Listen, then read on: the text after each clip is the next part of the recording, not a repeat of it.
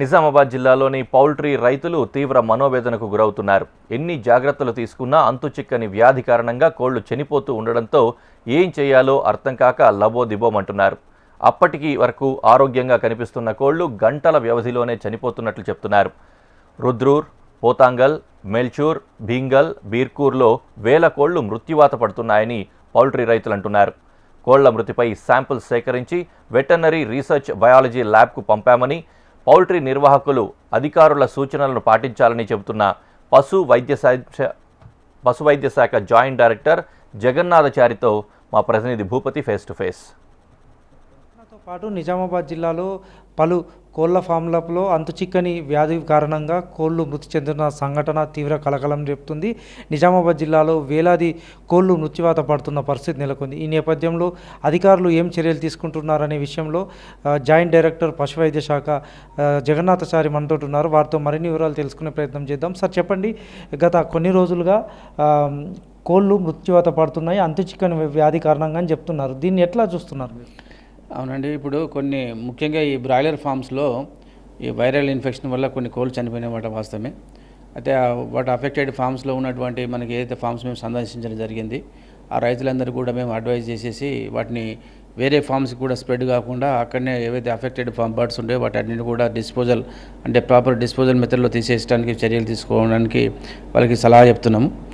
అదేవిధంగా ఈ ఏదైతే వైరస్ ఉన్నదో ఆ వైరస్ మరింత వ్యాప్తి చేయడానికి కూడా మిగతా పౌల్ట్రీ రైతులు ముఖ్యంగా బ్రాయిలర్ ఫామ్స్ ఏవైతే ఉంటాయో ఒక ఫామ్ నుంచి ఇంకో ఫామ్కి ముఖ్యంగా ఇదేంటంటే ఫీడ్ ద్వారా కానీ లేకపోతే వెహికల్స్ మూవ్మెంట్ ద్వారా వ్యాప్తి జరుగుతాయి. కాబట్టి కట్టుదిట్టమైన బయో సంరక్షణ అంటే బయోసెక్యూరిటీ మెజర్స్ తీసుకోవడానికి వాళ్ళందరికీ అవగాహన కల్పిస్తున్నాము.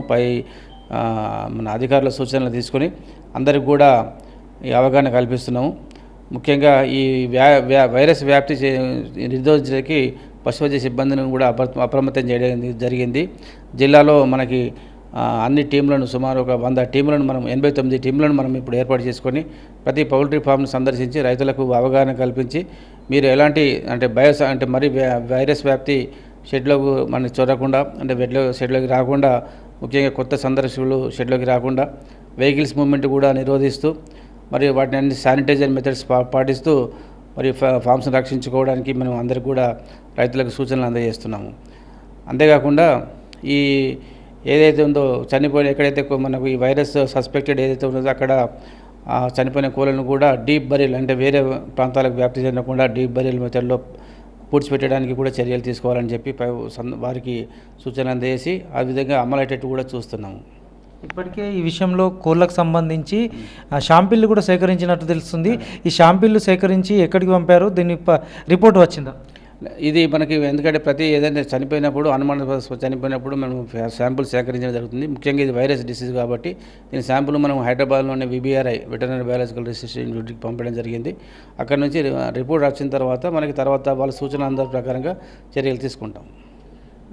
చాలా రోజులుగా రైతులు ఆందోళన చెందుతున్నారు. ముఖ్యంగా బర్డ్ ఫ్లూ వంటి వ్యాధులు వస్తున్నాయి. అసలు బర్డ్ ఫ్లూ అయినా లేకపోతే మరేమైనా ఇతర వైరసా? ఇప్పుడైతే ప్రాథమికంగా మనం వైరస్ వ్యాధి వల్ల ఏదైతే కోళ్ళు మృతి చెందినట్టు గుర్తు జరిగింది. దీనివల్ల ఎవరు కూడా సామాన్య ప్రజలు ఎవరు కూడా భయాందోళన గురి చెందాల్సిన అవసరం లేదు. ముఖ్యంగా ఈ గుడ్ల వినియోగంలో కానీ చికెన్ వినియోగంలో కానీ వాళ్ళందరూ కూడా మా సామాన్య ప్రజలు నిరభ్యంతరంగా వాళ్ళు తీసుకోవచ్చు. మనం ఎందుకంటే ఉడకబట్టి మనం అన్నింటిని పూజిస్తాం కాబట్టి ఈ వైరస్ వల్ల కూడా ఎవరికి కూడా ఎలాంటి అపాయం జరిగే అవకాశం లేదు. ఈ ఫామ్ యజమానులకు రైతులకు మీరు ఎట్లాంటి భరోసా ఇస్తున్నారు?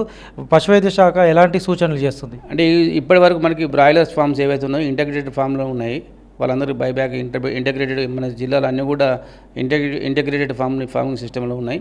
కాకపోతే వాళ్ళందరూ కూడా ఏం చెప్తున్నారంటే కొత్తగా ఇప్పుడు ఏదైతే అఫెక్టెడ్ ఫామ్స్ కాకుండా కొత్తగా ఉన్న ఫామ్స్ మాత్రం మీరు ఈ బయోసెక్యూరిటీ మెజర్స్ తప్పకుండా పాటించాలి. ఎందుకంటే ఒక్కసారి వైరస్ అనేది ఒకసారి మనకి స్టార్ట్ అయిన తర్వాత కంట్రోల్ చేయడం కష్టం కాబట్టి ఈ బయోసెక్యూరిటీ మెజర్స్ తప్పకుండా పాటించాలని చెప్పి మనం పౌల్ట్రీ నిర్వాహకులకు తెలియజేస్తున్నాం. వైరస్ రావడంతో అప్రమత్తం కావడంతో పాటు షాంపిల్లు కూడా సేకరించడం జరిగింది. షాంపిల్లను హైదరాబాద్కు పంపించి ల్యాబ్కు పంపడం జరిగింది. ఆ తర్వాత రిపోర్టు వచ్చిన తర్వాత మరిన్ని చర్యలు తీసుకుంటామని చెప్తున్నారు. ఇప్పటికే పౌల్ట్రీ యజమానులకు పలు సూచనలు ఇవ్వడం జరిగింది. అదేవిధంగా మృతి చెందిన వాటికి పూడ్చిపెట్టిన పరిస్థితి నెలకొందని కూడా పశువైద్య జాయింట్ డైరెక్టర్ చెప్తున్న పరిస్థితి నెలకొంది. కెమెరా పర్సన్ కళ్యాణ్తో భూపతి HM TV నిజామాబాద్.